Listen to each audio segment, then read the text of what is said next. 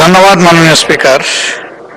আমার এত সময় নাও লাগতে পারে, তাহলে তো আরো বেশি সবাই ভালো। সময় চেয়ে নেয়, আমি কিন্তু সময় অনেক সময় ফিরিয়ে দিই। আজকে সেটি হওয়ার সম্ভাবনা আছে এবং এর জন্য আমি প্রথমেই সরকারি দলকে ধন্যবাদ জানাতে চাই। কেন চাই?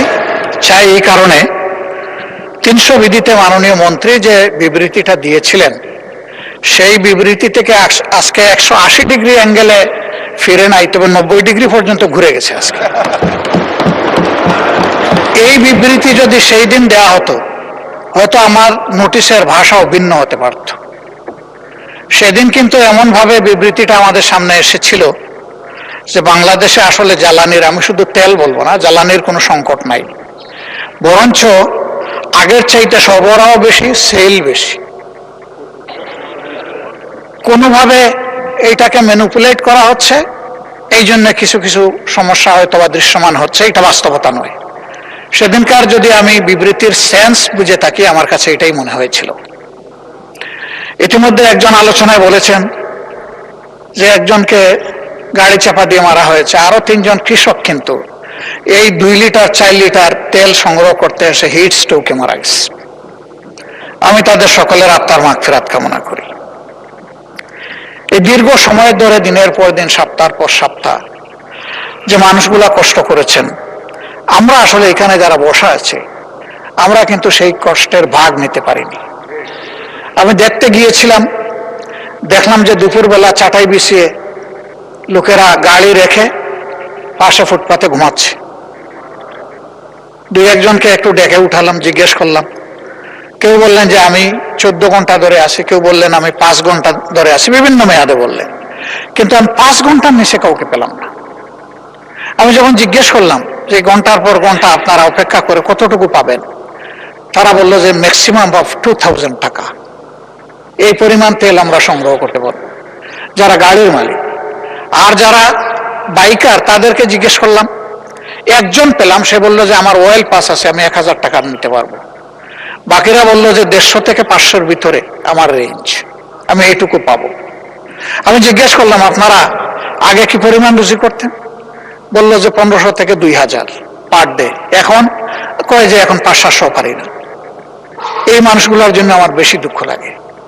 এটা কিন্তু 2-4 জন, 100-200 না, হাজার হাজার মানুষ, এর উপর তাদের জীবিকা চলে। এখন 150-500 টাকার তেল দিয়ে সে কি করবে? তার তো ওই পেশাটাই চলবে না। যদি আমাদের সংকট নাই, তাইলে অন্তত ওই গরিব, দিন আনে দিন খায় মানুষের পর্যায়েরা, এদের দিকে কি আমরা একটু সুদৃষ্টি দিতে পারবো? দেওয়া উচিত বলে আমি মনে করি। এরপরে যারা প্রফেশনাল গাড়ি চালায়, যারা কেবিন করে, তারা এটার উপরে একটা রেন্ট তাদেরকে পে করতে হয়, আবার তার ফ্যামিলি চালাইতে হয়। এখন আমি যিনি ওই কাজ করি না, আমার ব্যক্তিগত কাজে ব্যবহার করি, আমার জন্য 2000, তার জন্য 2000, এরকম করলে তো ওরা বাঁচবে না। এই ইন্ডাস্ট্রিটাই তো হুমকের মুখে পড়বে। তাদের বিষয়গুলো আমাদের সিম্পেথেটিক্যালি দেখা উচিত। আজকে আমি ধন্যবাদ জানাই মাননীয় প্রতিমন্ত্রীকে। সেদিন তিনি আমাকে চাচা বলেছিলেন, জানি না আমার বয়স হতো কিনা। আমি যশোরে তাকে বুকে টেনে নিয়েছিলাম, আর তিনি যথার্থই স্মরণ রেখেছেন, যশোরের ডাব থেকে পানি বের করে আমি ওনাকে পান করিয়েছিলাম। আমি ঢাকা থেকে নেইনি ওটা। আলহামদুলিল্লাহ, তিনি যে মনে রেখেছেন, এই জন্য তাকে ধন্যবাদ। তিনি খুবই পজিটিভ অ্যাপ্রোচে আজকে কথা বলেছেন এবং আমি মনে করি যে একটা রিয়েলিস্টিক বক্তব্য রেখেছেন। শুধু এক জায়গায় হালকা একটু সুই হাতে নিয়েছিলেন, উনি মাথায় হাত দিয়ে লজ্জা পাইছেন, আমি আর ওইটা বলতে গেলাম না। আসলে চালাক লোকেরা কি বলে, একটা কঠিন গালি দেওয়ার পরে বলে যে আমি গালি দেওয়া পছন্দ করি না। যেটা আমি পছন্দ করি না, এটা আমি করবোই না।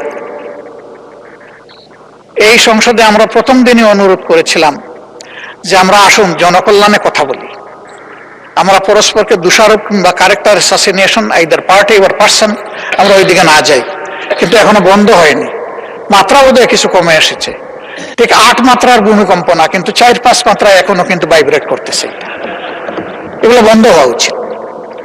আমরা কনস্ট্রাকটিভ হই, সরকারি দলও কনস্ট্রাকটিভ হোক, আমরাও কনস্ট্রাকটিভ। সেইভাবে বিষয়গুলোকে আমরা রিজলভ করি এবং আমরা পারবো, কেন পারবো না? দুনিয়ার অনেক দেশই তো পারে, তো আমাদের না পারার কি আছে? আমরা এই পারার কালচারে যেতে চাই, না পারার কালচারে থাকতে চাই না। মাননীয় স্পিকার, এটা একটা ক্রাইসিস। আমরা আগেই বলেছি যে এটা আমাদের সরকারের তৈরি নয়, কিন্তু ডিমান্ড ম্যানেজমেন্টে বেশ কিছু প্রবলেম হয়েছে। এই জায়গায় যদি আমরা সবাই ওপেন হার্ট নিয়ে বসতে পারতাম, কথা বলতে পারতাম, যদি কমন প্ল্যাটফর্ম থেকে অ্যাড্রেস করতে পারতাম, মানুষ একটা আস্থার জায়গা খুঁজে পেত এবং আমরা বাস্তবধর্মী অ্যাড্রেস করতাম।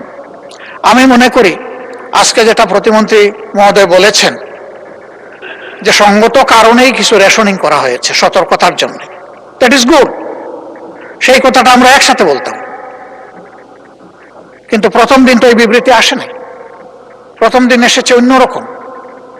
অলরেডি আমার কলিগ বলেছেন, আমরা পাম্পে গিয়েছি, জিজ্ঞেস করেছি যে আপনারা জ্বালানি আগের চাইতে বেশি বিক্রি করছেন। মোটেই না, পাই 1/3 বিক্রি করবো, ওখানে বেশি। আমরা যা পাই তাই আমরা বিক্রি করি। তবে কিছু অসৎ লোক সবসময় সুযোগ নেয়। এই ধরনের পরিস্থিতি যখন আসে, ওরা সুযোগের অপেক্ষায় একদম খাপ ধরে বসে থাকে। আমি বলবো সেই লোক আমি হলে আমাকে ছাড় দেবেন না। জাতির স্বার্থে আমি হইলে আমাকে ধরুন, পাকড়াও করুন, বরঞ্চ সাধারণ মানুষের চাইতে আমাকে আরো বেশি করে এক্সপোজ করে দেন। যারা অসৎ তারা কোনো দলের হতে পারে না, এরা দলের সুযোগ নেয়, সুবিধা নেয়, কিন্তু দল যদি বিপদে পড়ে ওই সবার আগে পালাবে। এই সমস্ত সুযোগ সন্ধানীদেরকে সামান্য কোনো অ্যালাউন্স দেওয়া উচিত নয়। আমার 2 নম্বর অনুরোধ, যে এই হাউসে বসে আমরা যে কথাগুলো বলবো, এটা কিন্তু হাউসের এই প্যারাডাইমের ভিতরে থাকছে না, গোটা দুনিয়ায় চলে যাচ্ছে এটা। সুতরাং এই কথার ওয়েটেজ থাকতে হবে, কথাগুলো অথেন্টিক হতে হবে, সত্য তথ্য নির্ভরশীল হতে হবে এবং দায়িত্ব নিয়ে কথা বলতে হবে। আজকে একটা বললাম, কালকে আরেকটা বললাম, জনগণ আমাদের কথা বিশ্বাস করবে না। একই সাবজেক্টের উপরে কথার যেন ধারাবাহিকতা থাকে আর ময়দানে যেন তার ইমপ্লিকেশন থাকে। এই দুইটা যখন জনগণ খুঁজে পাবে, তখন আমাদের কোনো স্টেটমেন্ট করারও দরকার পড়বে না। প্রত্যেকের বিবেক আছে। আমরা জ্বালানির ক্ষেত্রে শুধু তেল গ্যাসের চিন্তা করছি, কেন আমরা ডাইভার্সিটি নিয়ে চিন্তা করব না? কেন আমাদের জাতির একটা শর্ট টার্ম, মিড টার্ম এবং লং টার্ম একটা স্ট্র্যাটেজি থাকবে না এনার্জি জেনারেট করার ব্যাপারে? সেই বিষয়গুলো নিয়ে আমি মনে করি যে খোলামেলা আলোচনা আমাদের এখানেও হতে পারে, আবার এখান থেকে গঠিত কোনো কমিটির মাধ্যমেও হতে পারে। সেই জায়গায় আজকে সরকারি দল বিভিন্ন স্টেক হোল্ডারদের সাথে বসছেন। মাননীয় মন্ত্রী রেফারেন্স এসেছে, তিনি 2টো করেছেন, আর একটা সেশন করবেন কামিং শনিবারে। আচ্ছা, শনিবারের মধ্যে উনি বলেন নাই যে সমস্যার সমাধান হবে, উনি বলেছেন যে একটা সেশন হবে। আমি ওনাকে একটু হেল্প করলাম, আমি তাই শুনেছি। তা হ্যাঁ, আমরা কেন জয়েন্টলি করতে পারি না? কেন আমরা যদি জয়েন্টলি করতে পারতাম, তাহলে আমাদের ডেমোক্রেসিটা সাস্টেইনেবিলিটির দিকে যাইত।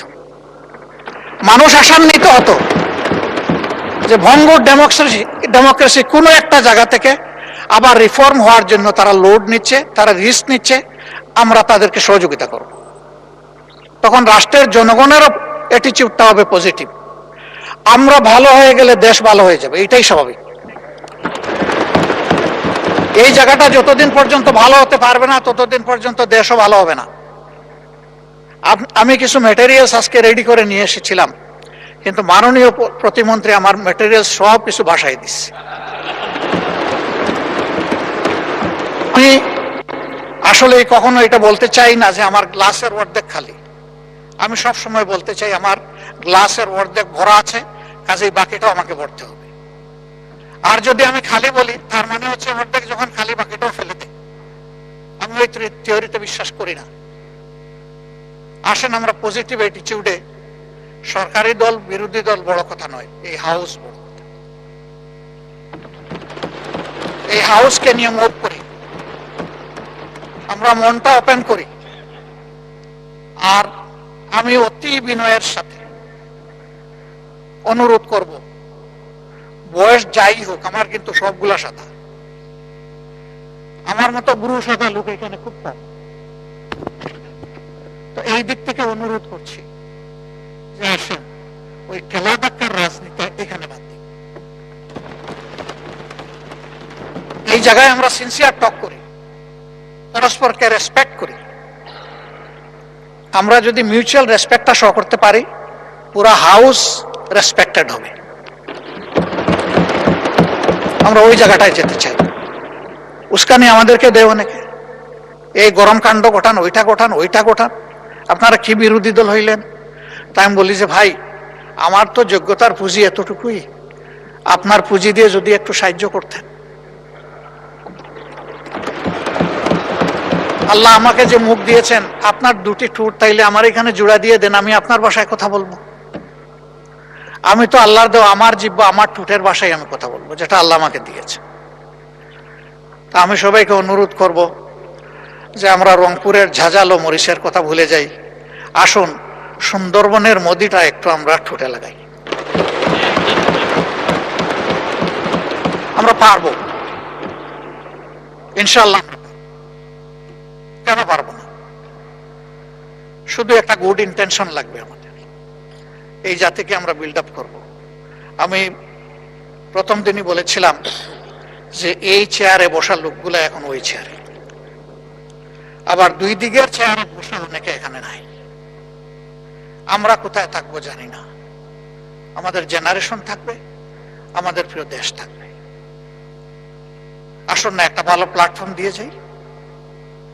এখন মরতে পারি, এই জায়গায় পড়ে যেতে পারি। 19 জুলাই 2024-এ তো পড়ে গেছিলাম, 24 না 25-এ। সেই পড়া থেকে অনেকে উঠে আসে না। আল্লাহ আমাকে জীবন দিয়েছেন, আবার নিয়ে যেতে পারে। হয়তো সংসদ প্লাজায় কালকে আমার জন্য আপনাদের দাঁড়ানো লাগতে পারে, কিন্তু একটু শান্তি নিয়ে মরি, যে দেশের জন্য ভালো কিছু করে যেতে পারলাম সবাই মিলে। আমাদের অ্যানসেস্টরস যারা ছিলেন, যেটুকু অ্যাটমসফিয়ার তারা আমাদেরকে দিয়ে গিয়েছেন, আমাদের সাকসেসরদের মিনিমাম এইটুকু আমাদের কাছে পাওনা। কিন্তু আমাদের সমাজ ওই জায়গায় নেই। আমরা আমাদের বেজ লাইনে আগে যাই, তারপরে ইনশাল্লাহ হিমালয়ের চূড়ায় আমরা আস্তে আস্তে উঠব। আমরা পারবো ইনশাল্লাহ, না পারার কোনো কারণ নেই। আমি স্পেসিফিক্যালি আমার কিছু। জি, মাননীয় নেতা, আপনার বক্তব্য কন্টিনিউ করেন, সময় আরো বাড়িয়ে দেন 3 মিনিট দয়া করে। Thank you so much. আমি সরি, সময় দিয়ে খেয়াল করতে পারি না, এই জন্য আপনার কাছে মাপ চাচ্ছি। আমরা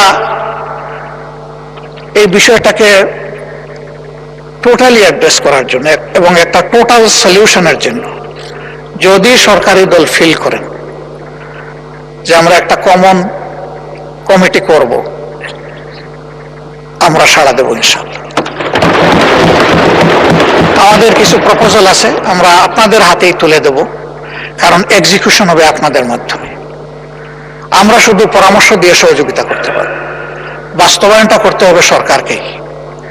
ওখান থেকে সরকার যেটুকু মনে করে নিবে, যেটা মনে করবে যে এটা প্রযোজ্য না, ফেলে দিবে, অসুবিধা নেই। সেই ওপেন হার্ট নিয়ে আমরা বসতে চাই। এরকম কোনো শর্ত নেই যে যা পরামর্শ দিব তাই মানতে হবে। যদি পরামর্শ এইরকম হয়ে যায়, এটার পরামর্শ থাকে না, এটা ডিকটেশন হয়ে যায়। আমরা ওই ডিকটেশনও পছন্দ করব না। কিন্তু আমাদের কোনো সিনসিয়ার সাবমিশন এটা যেন ডিজোন না হয়, এইটুকু আমরা প্রত্যাশা করব, for the sake of the country and nation. সবাইকে অনেক ধন্যবাদ আমাকে বাড়তে সময় দেওয়ার জন্য। একটু ফেরত দিয়ে বিদায় নিলাম। আসসালামু আলাইকুম রহমতুল্লাহ। জি, ওয়ালাইকুম আসসালাম। ধন্যবাদ মাননীয় বিরোধী দলীয় নেতা। আলোচনায় অংশগ্রহণ করবেন হাউস অব দ্য লিডার মাননীয় প্রধানমন্ত্রী। ধন্যবাদ।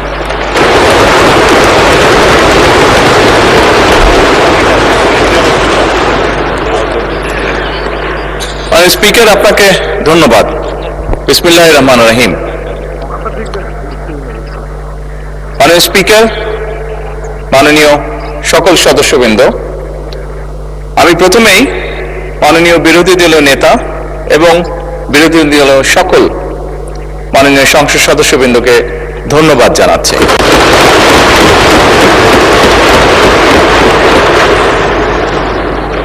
আজকে যে বিষয়টি নিয়ে আমরা এতক্ষণ এখানে আলোচনা করলাম, অবশ্যই যে বিষয়টি একটি গুরুত্বপূর্ণ বিষয় সকলের জন্য, যে বিষয়টি বিরোধী দলীয় নেতা উপস্থাপন করেছেন এখানে। মাননীয় স্পিকার, আজকে এই মুহূর্তে আমরা যেই সংসদে দাঁড়িয়ে আছি, এই সংসদটি বহু শহীদের রক্তের উপরে প্রতিষ্ঠিত। এই সংসদটি বাংলাদেশের মানুষের আগামী দিনের ভবিষ্যৎ, সুন্দর একটি ভবিষ্যৎ কিভাবে প্রতিষ্ঠিত হবে, বাংলাদেশের মানুষের সেই আশা আকাঙ্ক্ষার উপরে প্রতিষ্ঠিত। মাননীয় স্পিকার, এবং সেজন্যই মাননীয় স্পিকার, আজকে এই সংসদে আমরা যে বিষয়টি নিয়ে মাত্র আলোচনা প্রায় শেষ প্রান্তে এসে দাঁড়িয়েছি, সেই বিষয়টি নিয়ে হয়তোবা আমাদের মধ্যে মতপার্থক্য রয়েছে, তবে নিঃসন্দেহে কেউই আমরা অস্বীকার করছি না বিষয়টি একটি অত্যন্ত গুরুত্বপূর্ণ বিষয়। এবং এই বিষয়টি শুধু, মাননীয় স্পিকার, শুধু বাংলাদেশের জন্য নয়, এই মুহূর্তে আমরা যদি বিশ্ব রাজনীতি, বিশ্ব পরিস্থিতি, বিশ্ব বাস্তবতা বিবেচনা করি, সমগ্র বিশ্বের জন্য এটি একটি অত্যন্ত গুরুত্বপূর্ণ বিষয়। যেভাবেই আমরা বলি না কেন, যে পরিস্থিতির ভিতর দিয়ে আমরা যাচ্ছি, সমগ্র বিশ্ব, বাংলাদেশ সহ প্রত্যেকটি মানুষ, প্রত্যেকটি দেশ, প্রত্যেকটি জাতির জন্য এটি একটি গুরুত্বপূর্ণ বিষয়। সবচেয়ে ভালো যে বিষয়টি আজকের আলোচনার, সেটি হচ্ছে, আমি মনে করি একজন রাজনৈতিক কর্মী হিসাবে আমি মনে করি যে আজকের এই সংসদের প্রত্যেকটি সংসদ সদস্য, আজকে এই সংসদে প্রত্যেকটি রাজনৈতিক দল, আমরা মনে হয় একটি জায়গায় উপনীত হয়েছি যে আমাদের আর যা কিছু ব্যাপারে মতপার্থক্য থাকুক না কেন, দেশ এবং দেশের মানুষের স্বার্থ রক্ষার ব্যাপারে আমাদের কোনো মতপার্থক্য নেই।